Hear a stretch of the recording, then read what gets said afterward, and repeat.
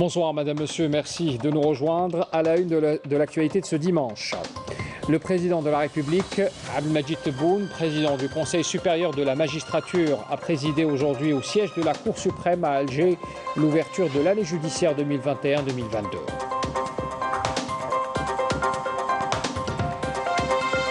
Et dans son allocution, le président de la République, Abdelmadjid Tebboune, a également souligné son attachement à accorder au pouvoir judiciaire la place privilégiée que lui sied. Nous écouterons les interventions du chef de l'État dans un tout petit instant.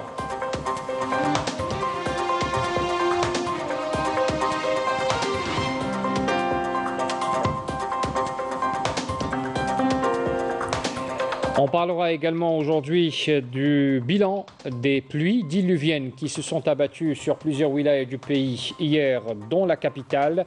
Les éléments de la protection civile effectuent toujours plusieurs interventions de sauvetage et des opérations de recherche des disparus.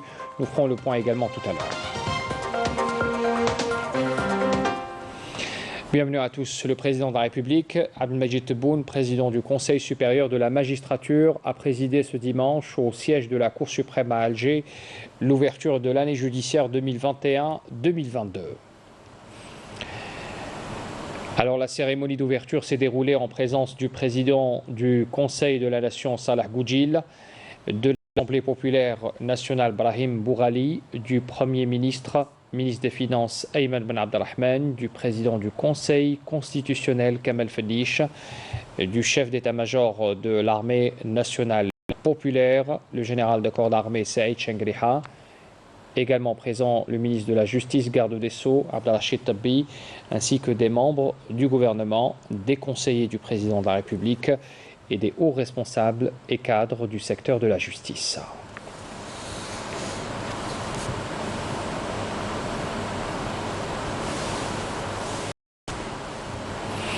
Dans son allocution, le président de la République, Abdelmadjid Tebboune, président du Conseil supérieur de la magistrature, a souligné son attachement à accorder au pouvoir judiciaire la place privilégiée qui lui sied. Le chef de l'État a affirmé que cette cérémonie vise à raviver une tradition consacrée dans les us de l'État et de l'institution judiciaire. On écoute le président de la République. بمناسبة افتتاح السنة القضائية الجديدة سنة حميدة تكرست في تقاليد الدولة وعرف المؤسسة القضائية.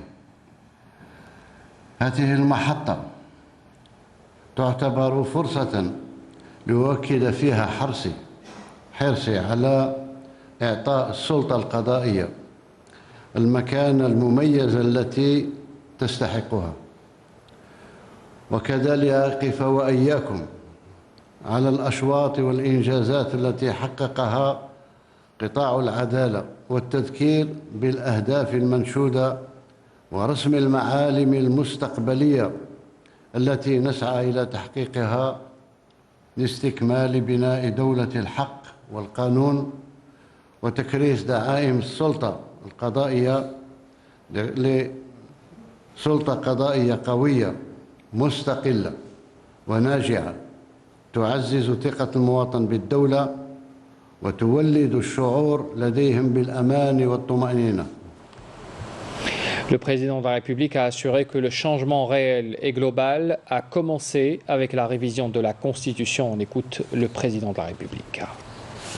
عاهدت أمام الله وأمام الشعب الجزائري كله غداة منح ثقته في الانتخابات الرئاسية بتحقيق مطالبه وطموحاته المشروعة من أجل إحداث تغيير شامل وحقيقي يسمح بتقويم وطني وإعطاء انطلاقة جديدة لبلادنا ويتيح له العيش في جزائر ديمقراطية مزدهرة وفية لقيم ثورة الفجر من نوفمبر 1954 ورسالة شهداء الأبرار. إن هذا المسعى استوجب إحداث تغيير شامل وحقيقي يسمح بتقويم البناء الوطني، ولإنجاح هذا المسار توجب علينا احترام المراحل والسير بخطى ثابتة بدأناها بالتعديل الدستوري الذي زكاه الشعب، ثم شرعنا بعدها في بناء الصرح المؤسساتي الجديد ابتداء بتنظيم انتخابات تشريعية لاختيار الشعب الممثليه في المجلس الشعبي الوطني. وحرصت فيها الدولة كل الحرص على إبعاد أصحاب المال الفاسد من التغلغل فيه، ومن خلال إعادة النظر في النظام الانتخابي بهدف أخلاقة الحياة السياسية وإبعاد تأثير المال السياسي عن المسار الانتخابي، وفسح المجال للشباب وتقديم كل الدعم لهم للمشاركة في صناعة القرار.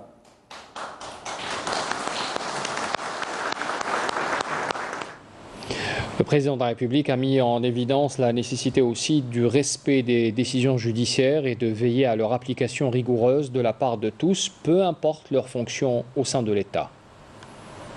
يجدر التأكيد أيضا على موضوع لا يقل أهمية عن سابقه، وهو احترام أحكام القضاء والسهر على تنفيذها من قبل الجميع، وأقول الجميع مهما كانت مكانتهم في هرم الدولة دون استثناء، لأن تنفيذ الأحكام هو شرط أساسي وجوهري نابع من سيادة الشعب، لأن الأحكام تصدر باسم الشعب، على اعتبار أن الأحكام القضائية تصدر باسم الشعب الجزائري، وهي تجسد عملياً روح القانون ومقاصد المشرع من خلال القوانين التي صوت عليها ممثل الشعب. ثم ما فائدة سن النصوص القانونية وإصدار الأحكام القضائية إذا لم تنفذ بإسراع في وقت ممكن ليسترجع كل ذي حق حقه وينتفع به. وهذه كانت ظاهرة حقيقة في بعض المؤسسات الدولة، سواء كان المؤسسات الاقتصادية أو المؤسسات الإدارية، يعني لا يحترم قرار القاضي. هذا غير معقول. ما نقدرش نبني دولة تاع قانون إلا كان يصدر قرار في حق مواطن وما ياخذش حقه. وراها دولة القانون، وراها دولة الحق، وراها دولة Le président de la République a souligné aussi que les réformes entreprises dans le secteur de la justice ont permis d'assurer toutes les prérogatives nécessaires pour gérer les affaires des juges au niveau du Conseil supérieur de la magistrature. On écoute. منح جميع الصلاحيات تسيير شؤون القضاة للمجلس الأعلى للقضاء الذي أصبح يتشكل من أغلبية من قضاة منتخبين من قبل زملائهم. كما حظي التنظيم النقابي للقضاة بالتمثيل في هذا المجلس في سابقة تعبر عن حرصنا على توفير الحماية للقاضي وتعبد طريق استقلالية السلطة التي ينتمي إليها. إن هذه الضمانات سوف تتجسد بصدور القانون العضوي المتضمن القانون الأساسي للقضاء والقانون العضوي المتعلق بالمجلس الأعلى للقضاء.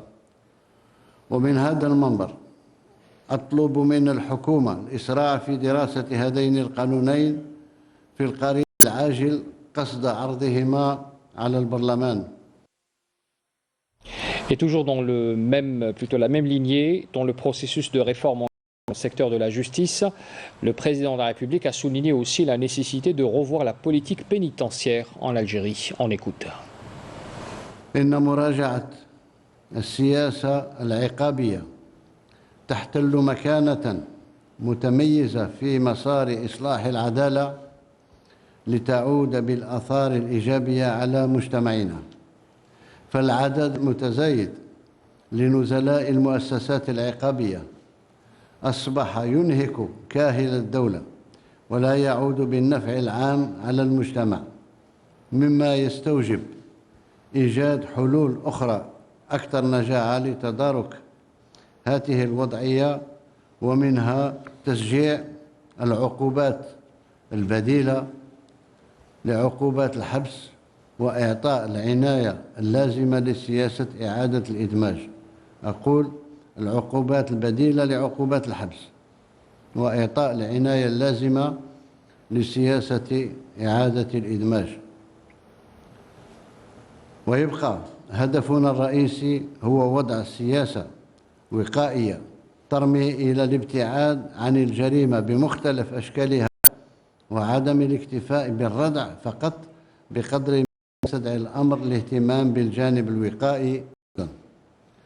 Voilà pour les principales déclarations donc du président de la République lors de son allocution ce matin. Et suite à l'ouverture officielle donc de cette année judiciaire, le président de la République, président du Conseil supérieur de la magistrature, Abdelmadjid Tebboune, a pris une photo souvenir avec les membres du Conseil, ainsi qu'avec le ministre de la Justice, garde des Sceaux, et le président de la Cour suprême. Le ministre de la Justice, garde des Sceaux, a saisi également l'occasion de l'ouverture de l'année judiciaire pour rappeler tous les acquis réalisés jusqu'à présent dans le secteur de la justice. Il m'est très agréable de nous réunir aujourd'hui après une longue absence pour célébrer l'ouverture de l'année judiciaire, un rendez-vous consacré constitutionnellement, un événement durant lequel nous accueillons le président de la République, président du Conseil supérieur de la magistrature, dont la présence reflète tout l'intérêt qu'il accorde personnellement et son parrainage au secteur de la justice, à travers lequel il veut donner une impulsion nouvelle pour garantir la crédibilité du système judiciaire auprès de la société et concrétiser la justice escomptée au sein d'un État de droit souverain. Alors vous venez d'écouter bien sûr la déclaration du président de la Cour suprême qui s'est donc exprimé sur l'importance de ce rendez-vous annuel qu'est l'ouverture de l'année judiciaire. On écoute à présent la déclaration du ministre de la Justice concernant les acquis réalisés dans le secteur de la justice. L'ouverture de la nouvelle année judiciaire porteuse d'une symbolique pour la corporation de la justice est une occasion pour présenter les acquis réalisés durant l'année passée et une prospective du travail qui nous attend lors de la prochaine phase. L'Algérie a connu plusieurs étapes historiques importantes et une série de réformes politiques et institutionnelles, à commencer par la révision de la Constitution qui fut un point de départ pour l'édification de institution qui a débuté avec l'élection des nouveaux élus à l'Assemblée populaire nationale. Et nous nous préparons actuellement pour une nouvelle échéance électorale, à savoir les élections locales qui se tiendront durant le mois de novembre, le mois de la révolution et de la lutte. Avec l'adaptation des autres institutions constitutionnelles avec la nouvelle constitution, notre pays parachèvera l'édification de ces institutions. L'indépendance du pouvoir judiciaire a constitué un des principaux axes de la réforme globale, tel qu'indiqué dans la Constitution du 1er novembre 2020. D'ailleurs, le secteur de la justice a été très suivi, tant à l'intérieur qu'à l'extérieur du pays. La nouvelle Constitution a enclenché d'importantes réformes qui garantissent l'indépendance du pouvoir judiciaire, notamment à travers la consolidation des prérogatives du Conseil supérieur de la magistrature et l'élargissement de la participation des magistrats au sein de ce Conseil, de façon permettant une représentativité suffisante des magistrats et de leurs syndicats. Ces réformes ont garanti également à la défense des droits fondamentaux pour l'accomplissement de ses tâches et a mis à sa disposition les garanties juridiques qui la met à l'abri de toute forme de pression et d'agir en toute liberté dans le cadre de la loi en sus de la préservation des droits du justiciable, de tout abus pouvant émaner des magistrats. En sa qualité de représentant du président de la République, Abdelmadjid Tebboune, le Premier ministre, ministre des Finances, Ayman Ben Abdelrahman, prendra part demain, lundi, au sommet de l'initiative du Moyen-Orient vert, qui se tiendra dans la capitale du Royaume d'Arabie Saoudite, Riyad. C'est un sommet qui vise à renforcer la coopération et à coordonner les efforts pour faire face aux défis du changement climatique dans la région. Le Premier ministre, ministre des Finances, Ayman Ben Abdelrahman, a présenté ce dimanche le projet de loi de finances 2022 devant la Commission des finances du budget et de l'APN, basé sur un prix de référence du baril de pétrole à $45 et un prix du marché du baril à $50. Le projet de loi de finances 2022 prévoit une croissance économique de 3,3%, une croissance hors hydrocarbures de 3,7% et un taux d'inflation également de 3,7%. Le PLF prévoit notamment plusieurs mesures de soutien à l'investissement dans plusieurs secteurs, une refonte d'impôts sur le revenu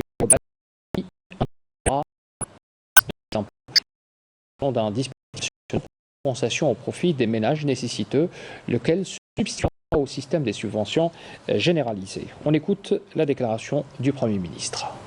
يتعين تكريس سنة 2020 لتعزيز الإجراءات التي أقرتها السلطات العمومية من أجل أولا تحفيز وتنويع النشاط الاقتصادي لإنعاش النمو وتقليص الاعتماد على المحروقات، إعادة التوازنات الحسابات العمومية على المدى المتوسط، ثالثا ضمان استمرارية الميزانية العمومية، رابعا الحفاظ على دعم الدولة وتخصيصه الأمثل للفئات المعوزة من أجل الحفاظ على المكاسب الاجتماعية للمواطنين، حيث خصصت سنة 21 كما قلت لتعزيز التدابير المتخذة خلال 20 والتي من شأنها السماح أولا العودة التدريجية للنشاط الاقتصادي إلى مستويات تسمح بتغطية الخسائر المسجلة سنة 20، ثانيا التخفيف من اختلالات الحسابات الداخلية والخارجية للدولة، ثالثا استمرار دعم الدولة من أجل الحفاظ على المكاسب الاجتماعية للمواطنين لا سيما في مجالات الصحة،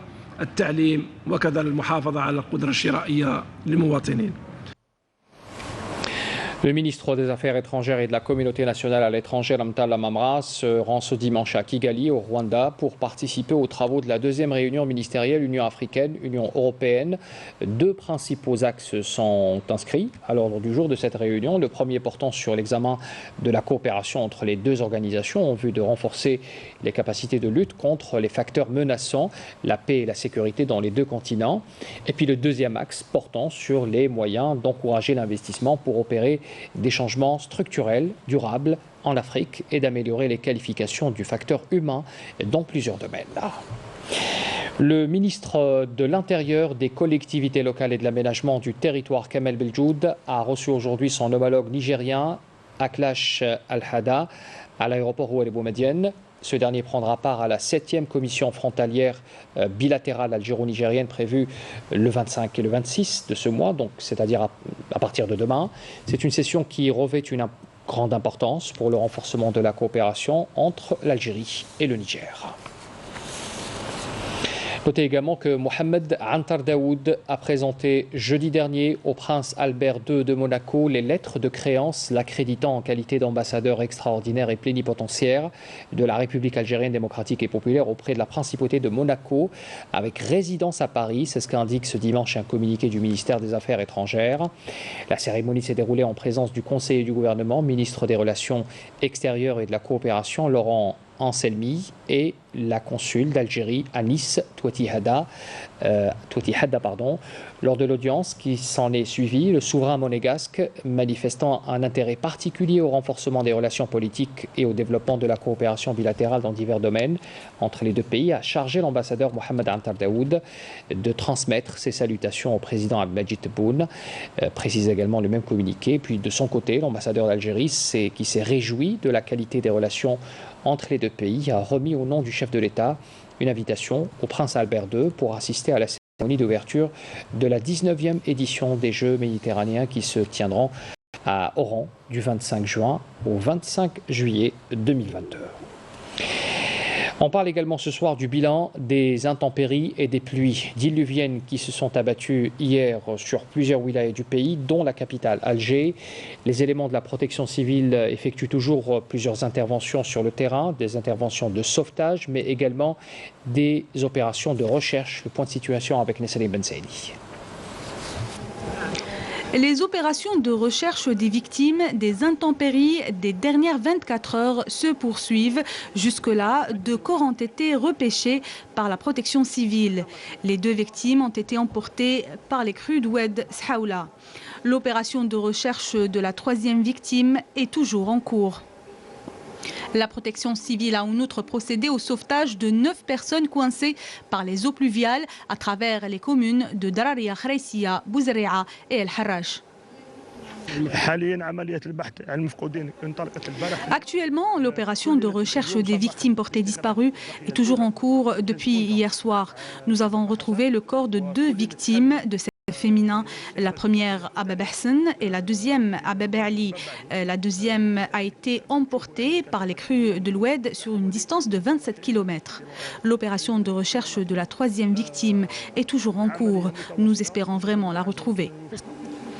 Durant les dernières 24 heures, les mêmes unités ont procédé à plusieurs opérations d'épuisement des eaux pluviales et au dégagement des véhicules dans les communes de Bechjarrah, Stawali, El Bier, Belouzdad, Bir Mourad Raïs, El Mouradia, Bir Khadem, Sidi Moussa, Qubba, Ain Benyen, l'Eucalyptus, Guide Constantine, Houssindey, El Achour, Bab Zouar et Ben Aknoun. Des interventions de sauvetage de 18 personnes et le pompage des eaux pluviales infiltrées dans les habitations et édifices publics ont été effectués également à Orange, Le Frélizan, Blida, Boumerdes, Tismsilt, Bouira, Tizi Ouzou, Constantine et Tebessa. Les unités de la protection civile durant la même période, 43 opérations de sauvetage des personnes cernées par les eaux pluviales, ainsi que le dégagement de plusieurs véhicules emportés à travers 14 138 opérations d'épuisement et de pompage des eaux pluviales ont été effectuées. La protection civile relève également l'intervention de ces unités suite à 6 effondrements partiels des faux plafonds et murs extérieurs et après-guerre. Il est à noter que seulement quelques précipitations communes et routes au centre, à l'est et au sud du pays ont été submergées par les eaux pluviales. Depuis près d'un an, Sultana Khaya est assignée à résidence à son domicile de Boujdour au Sahara occidental occupé après avoir quitté son domicile d'Alicante en Espagne pour poursuivre son activisme dans le territoire par le Maroc, perdant un œil. Cette militante sahraoui est passée de voisine de la ville d'Alicante à un symbole de la résistance contre la répression exercée par le royaume alawite. C'est ce que relate l'auteur de l'article d'un quotidien espagnol, Emilio Martinez. Une répression qui, comme le confirment les ONG et associations de défense des droits de l'homme, s'est intensifiée depuis le 13 novembre, après la violation par le Maroc de l'accord de cessez-le-feu en vigueur depuis 1991. Et puis un journal français, l'Humanité, a dénoncé les intimidations du Maroc qu'il a attaqué en justice pour diffamation dans le cadre de l'affaire liée au logiciel espion Pegasus, conçu, il faut rappeler, par l'entreprise sioniste NS Group. L'Humanité a déjà affronté de nombreux obstacles, difficultés et tempêtes au cours de son histoire, dont des saisies et des attaques contre son siège. Mais pour la première fois, nous sommes convoqués par un tribunal, par un État étranger qui entend nous faire taire et nous intimider, a encore écrit le directeur du journal L'Humanité dans un éditorial. Un match gala réunissant les grands noms du football algérien de ces 30 dernières années a été organisé par le collectif octobre Nanterre avec Visage brillant, regard plissé, allure fière, alors que le temps n'a rien écorché de l'éclat de ces étoiles des stades algériens qui ont hissé haut et fort l'emblème national et ont été les bâtisseurs de la renommée internationale du football algérien. Des retrouvailles exceptionnelles pour un rendez-vous historique, un match gala qui vient clôturer la séquence mémorielle consacrée aux 60e commémorations des massacres du 17 octobre 61. Franchement, j'ai les larmes aux yeux quand tu vois des gens qui ont battu l'Allemagne, simples, qui viennent ici pour le 17 octobre au nom de l'Algérie. C'est vrais patriotes. Ils n'ont jamais oublié leur pays. Tu vois, Dahleb, Bourichi, Tlemceni, Zidane, ils sont tous venus à l'appel de Jamaï et pour le 17 octobre. C'est magnifique. J'aurais aimé moi aussi jouer, mais je ne peux pas. Mais c'est un plaisir d'être présent. On est présent avec eux et on partage tout avec eux.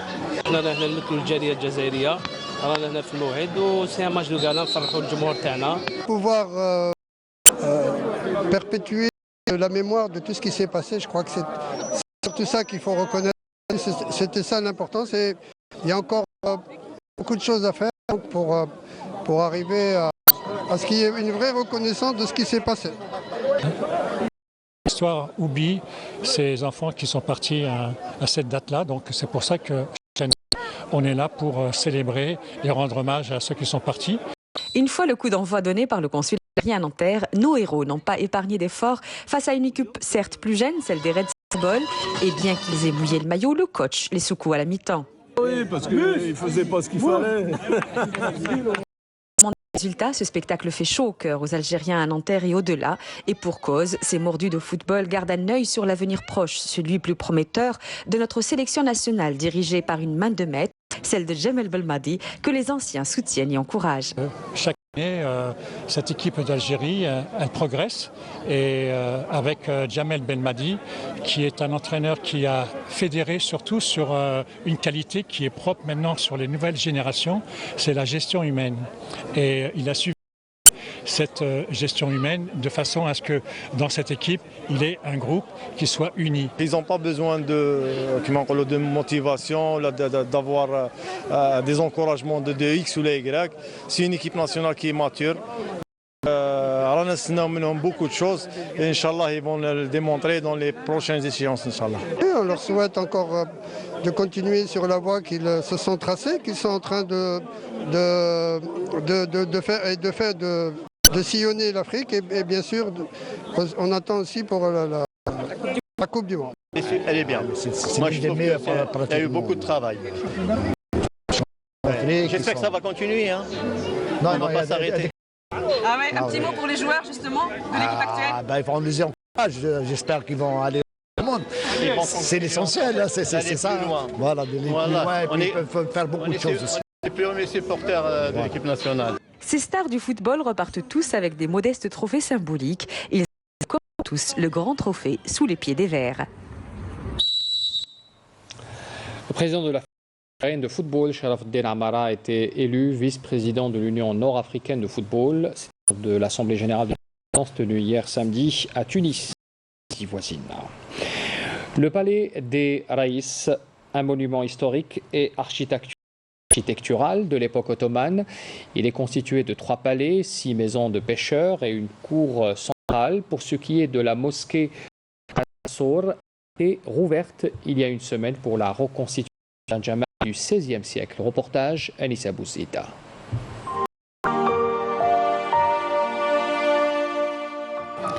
L'édifice religieux Al-Sour a réouvert ses portes au grand bonheur des visiteurs du bâtiment 23. Situé entre le palais 17 et la maison de pêcheurs, la salle d'exposition est une reconstitution d'un jama de l'époque ottomane. La majorité des Algériens ne savent pas que au Bastion 23, on a un jama qui s'appelle Jama Al-Sour. Et il était fermé pendant la création du Bastion 23, 1994. Alors, on a pensé d'ouvrir cette espace-là comme école coranique qui s'appelle Dîn. Le Moussalla ou bien le Jama', c'était l'édifice religieux là où il existe le rituel, la prière, sans oublier l'apprentissage du Coran. La salle d'exposition, donc, elle est dotée de panneaux explicatifs avec une démonstration ou bien une illustration, autrement dit une scène d'un imam qui est entouré d'enfants pour montrer c'est quoi l'apprentissage du Coran.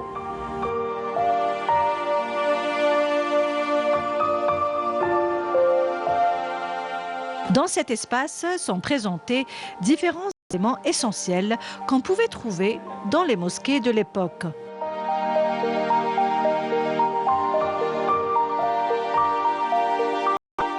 Les outils qui ont été utilisés dans le Msid ou bien dans le Jama' pour l'apprentissage du Coran, tels que le qlam, l'encrier, l'encre, les outils d'effacement tels que l'argile et la boue, voilà, la planchette, autrement dit l'ouha, la tabloïd.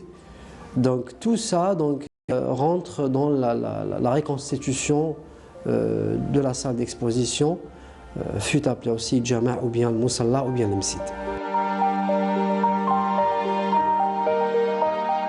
Lieu de culte où se rassemblent les fidèles pour la prière. Mais pas que. La mosquée a toujours été un espace de transmission de savoirs religieux et des sciences pour les plus jeunes.